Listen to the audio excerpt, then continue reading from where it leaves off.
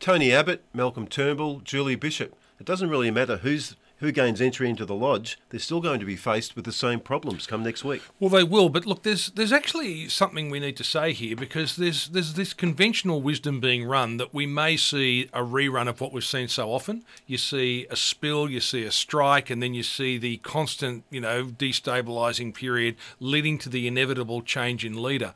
We can't afford that. I'll tell you who can't afford it.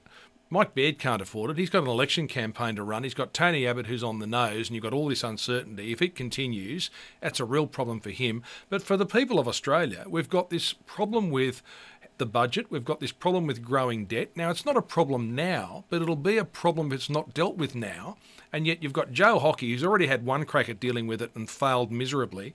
He's sitting there obviously trying to work out how he'll go in his second crack, not knowing if he'll have a job next week. This has got to be resolved in the next week, and that's why I think a change is inevitable, because unless there's a change, how is that going to resolve it if Tony Abbott remains?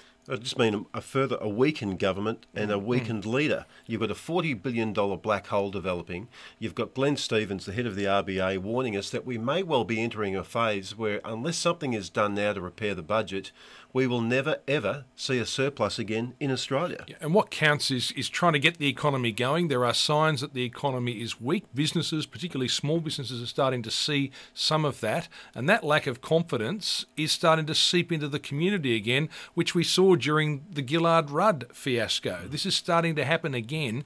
Some strong leadership's needed. There's a question, is Tony Abbott capable of delivering that? Is Joe Hockey capable of delivering that?